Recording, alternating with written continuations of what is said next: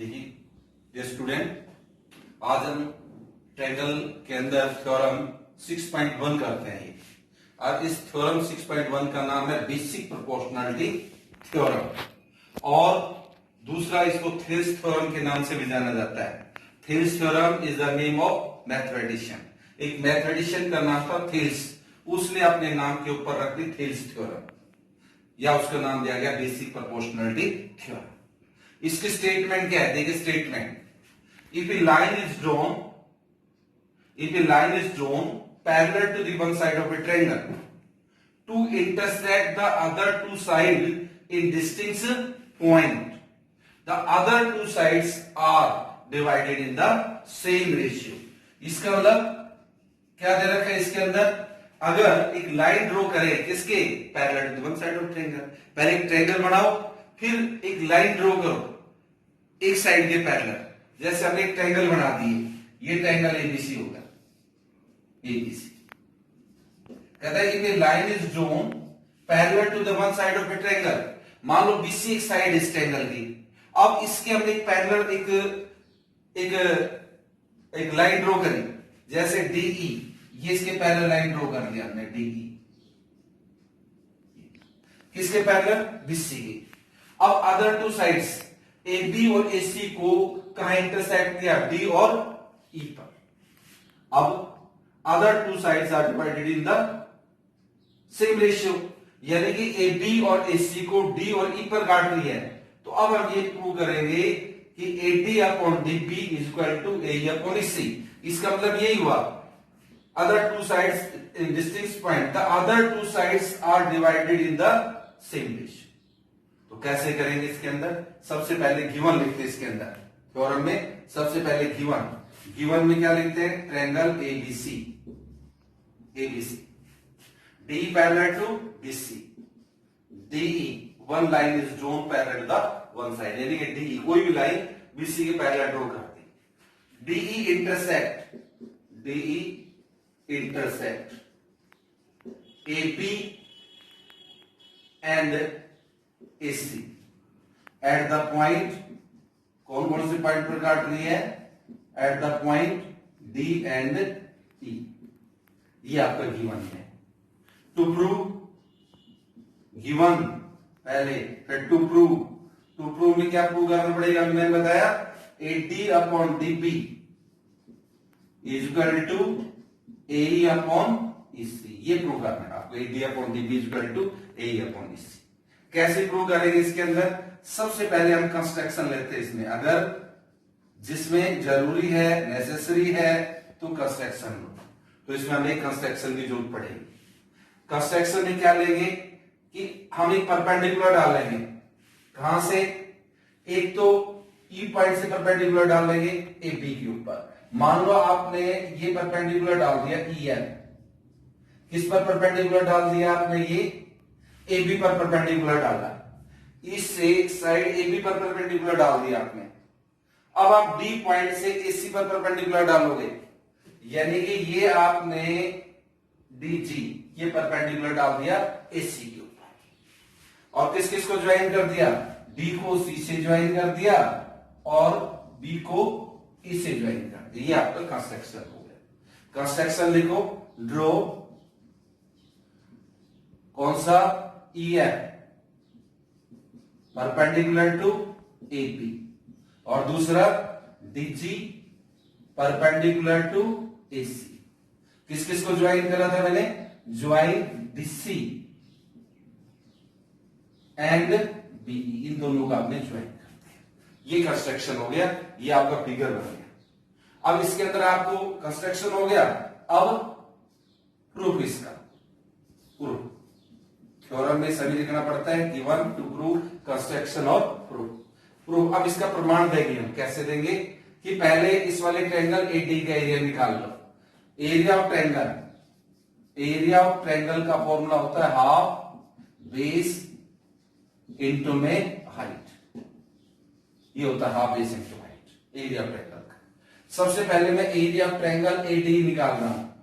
Area of triangle ADE half base, देखो ए DE, ये वाला ऊपर वाला ट्रायंगल ये है जिसमें AD बेस आएगा, हाफ बेस हो गया AD।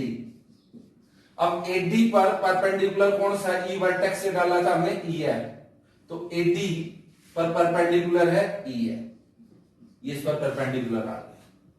तो ये आपके पास एरिया ऑफ ट्रायंगल कौन से का आ गया आपका ADE का। अब इसका निकालो नीचे वाले का, कौन सा DEB का एरिया निकाल लो, या ऐसे लिखो BDE, कैसे लिख सकते हो, एरिया ऑफ ट्रायंगल BDE का निकाल लो, एरिया ऑफ ट्रायंगल BDE का।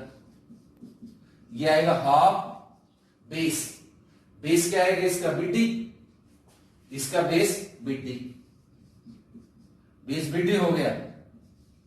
और परपेंडिकुलर ये EF ही रहेगा, ये EF, क्योंकि अब BDE एक ऑब्ट्यूज ट्रायंगल हो गया। ये ऐसे आपका BDE, देखिए ये BDE एक आपके पास ऑब्ट्यूज ट्रायंगल है, ऐसे ये ऑब्ट्यूज ट्रायंगल है BDE। ये वाला जो ट्रायंगल है BDE ऑब्ट्यूज ट्रायंगल है। जब आप यहां से परपेंडिकुलर डालेंगे तो इसको एक्सटेंड करना पड़ेगा, तो ये आपका ऐसे आपका ये मान लो ऑब्ट्यूज ट्रायंगल है। अब यहां से परपेंडिकुलर डालना चाहते हो आप, तो इसको ऐसे एक्सटेंड करना पड़ता है, ये इसका परपेंडिकुलर कहलाता है। तो आपका जो EF है वो AD पे परपेंडिकुलर है, BD पर भी परपेंडिकुलर माना जाएगा, AB पर भी परपेंडिकुलर है। तो ये आपका एरिया ऑफ ट्रायंगल ADE निकाला और BDE, इनको डिवाइड कर दो अब आप, यानी कि एरिया ऑफ ट्रायंगल, अब इन दोनों को डिवाइड कर देते हैं। कैसे करेंगे, देखिए अब area of triangle ADE upon में एरिया ऑफ ट्रायंगल क्या करते हैं हम, इन दोनों का डिवाइड करने पर आ जाएगा area of triangle ADE divide by area of triangle कौन सा BDE equal to half into base, यानी कि 80 था, और इंटू में EF। इसी का एरिया क्या निकाला था, हाफ BD इंटू EF। आपका क्या कट जाएगा, EF से EF कट गया, हाफ से हाफ कट गया, ये आ गया area of triangle ADE upon में area of triangle BDE equal to AD upon BD। ये इक्वेशन बना। सिमिलरली अब दूसरा जो आप निकालोगे वो मैं सिमिलरली लिख देता हूं। कैसे, जैसे आपने एरिया ऑफ ट्रायंगल ADE का निकाल रखा है, ये रहा, सिमिलरली लिख देता हूं यहां पर, similarly area of triangle ADE divide bye, अब इधर आपने BD रखा, अब इधर ये रख दो, कौन सा CEF, कौन सा CEF, ये वाला ट्रायंगल CED, चलो CED, area of triangle CED,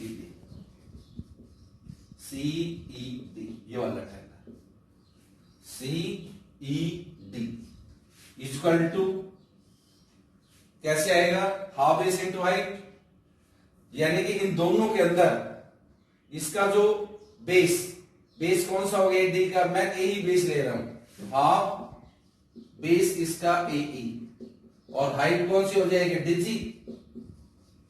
अब नीचे हाफ बेस कौन सा होगा इसी,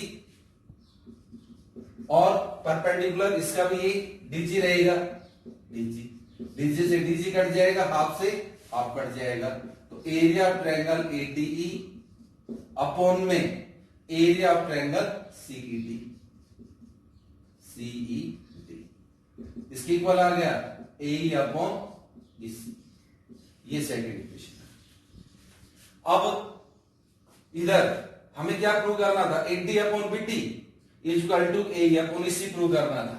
अगर इन दोनों इक्वेशन 1 और 2 लेफ्ट साइड अगर इक्वल हो जाती हैं तो राइट साइड भी इक्वल होंगी। अब देखिए यहां पर भी एक ट्रायंगल AD है, यहां पर भी एरिया ऑफ ट्रायंगल AD है, अब नीचे में यहां पर BD है, यहां पर CED है, ये दोनों एरिया बराबर है, इन दोनों को इक्वल कर दो।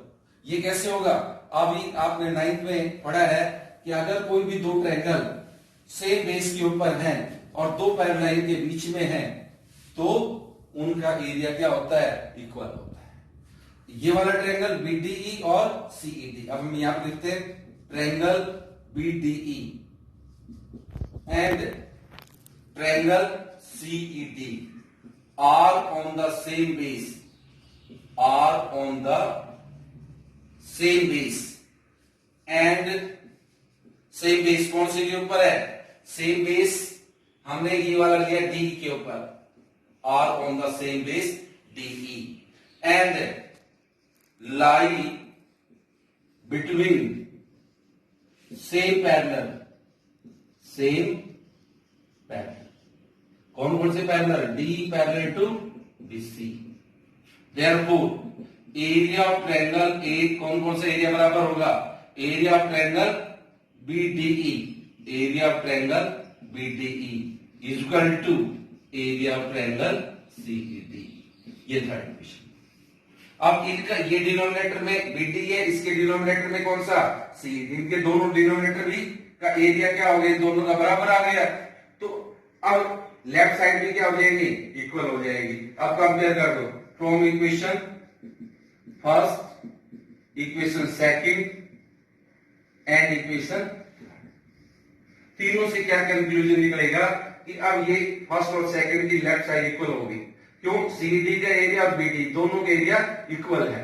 तो अब आपके पास आ जाएगा AD upon BD equal to A upon EC, यानी कि AD upon BD equal to A upon EC. ये आपका रिजल्ट था किसका? बेसिक प्रोपोर्शनलिटी थ्योरम का, यानी कि थेल्स थ्योरम। इसका एक्सटेंडेड जो रिजल्ट है वो ये भी हो सकता है। ये तो यहां तक इसका प्रूफ हो गया। अब एक और आगे इसका एक एक्सटेंडेड रिजल्ट है, इसका एक्सटेंडेड रिजल्ट वो क्या आएगा? आप ऐसे लिख सकते हो in triangle ABC DE parallel to BC, D parallel to BC, और जब डी बीसी के पैरेलल तो इसको ऐसे लिखा जाता है एडी अपॉन, मैंने क्या लिखा था? टीबी, ए बी ले सकते हैं, AD upon A B is equal to A upon C, ये भी आ सकता है। और नीचे से स्टार्ट करें, बीडी अपॉन डी ए और सी अपॉन ई, ये भी हो सकता है। अगर आप देखें BD upon B A is equal to C upon क्या आ जाएगा? सी। ये इसका एक्सटेंडेड रिजल्ट हो गया। अब हम जो इसका जो कन्वर्स है बेसिक प्रोपोर्शनलिटी थ्योरम का, वो इसका प्रूफ नहीं करेंगे, उसको थोड़ा समझाएंगे। आपका बेसिक प्रोपोर्शनलिटी थ्योरम का जो रिजल्ट है कन्वर्स, वो देखिए क्या है। देखिए अब इसका जो कन्वर्स इस थ्योरम का, बेसिक प्रोपोर्शनलिटी थ्योरम का कन्वर्स और बेसिक प्रोपोर्शनलिटी थ्योरम क्या है? थ्योरम आपका 6.2 में इस स्टेटमेंट क्या है? देखिए, if a line divide any two side of a triangle in the same ratio, then the line is parallel to the third side. इसका मतलब क्या हुआ? इस थ्योरम की स्टेटमेंट को ही आपको समझना है बस, आपको इसका प्रूफ नहीं करना है। इसका प्रूफ तो आपको थेल्स थ्योरम का ही करना है 6.1 का। अब इसको समझो, इसको कैसे करना है। देखो, ये आपका ट्रायंगल एबीसी है, एबीसी ये ट्रायंगल होगा। If a line divide any two side of a triangle, मान लो ये एक लाइन है आपका DE. If a line DE जो है वो डिवाइड कर रही है any two side of a triangle, यानी कि एबी और एसी को किस रेशियो के अंदर? AD upon DE is equal to A upon EC के अंदर। अब आपका जो ट्रायंगल एबीसी है, यानी कि in triangle ABC line divide किसको? AB. In triangle ABC line कौन सा? लाइन डीई डिवाइड किस किस को? AB and AC, such that यानी कि AD upon DP is equal to A upon AC। ये इस तरह से आपको दिया गया है। If in triangle ABC line DE divide AB and AC such that AD upon DP is equal to A upon AC, then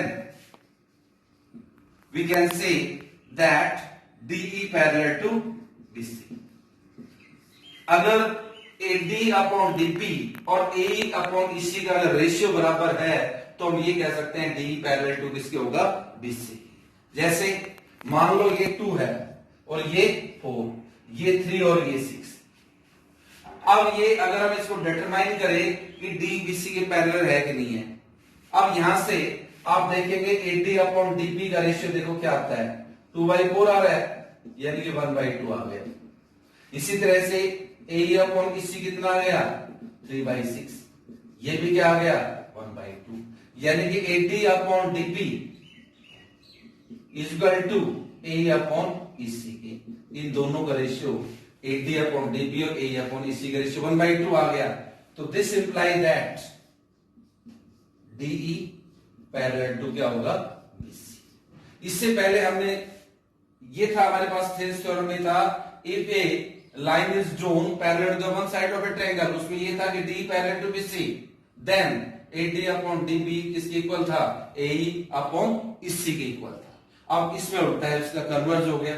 तो सिर्फ आपको स्टेटमेंट याद रखना है कि अगर कोई लाइन डिवाइड करे टू साइड को सेम रेशियो के अंदर, देन दैट लाइन यानी कि parallel to the third side, तो वो लाइन थर्ड साइड के पैरेलल होगा। जैसे हमने बताया ये ट्रायंगल ABC है, इसके अंदर जो DE है AB और AC को सेम रेशियो में डिवाइड कर रहा है, यानी कि AD upon DB is equal to AE upon EC की फॉर्म में, then you can say that DE parallel to क्या होगा, BC। This is the converse of basic proportionality theorem. अब प्रूफ आपको केवल 6.1 का ही करना है, बेसिक प्रोपोर्शनलिटी थ्योरम का ही। इसको आपको सिर्फ याद रखना है, इसकी स्टेटमेंट। कल हम इस एक्सरसाइज से क्वेश्चन सॉल्व करेंगे 6.2 से। आप भी आज इससे ट्राई करना, यूज करके कन्वर्स और बेसिक प्रोपोर्शनलिटी थ्योरम दोनों का कन्वर्स करके क्वेश्चन है आप ट्राई करेंगे। Thank you.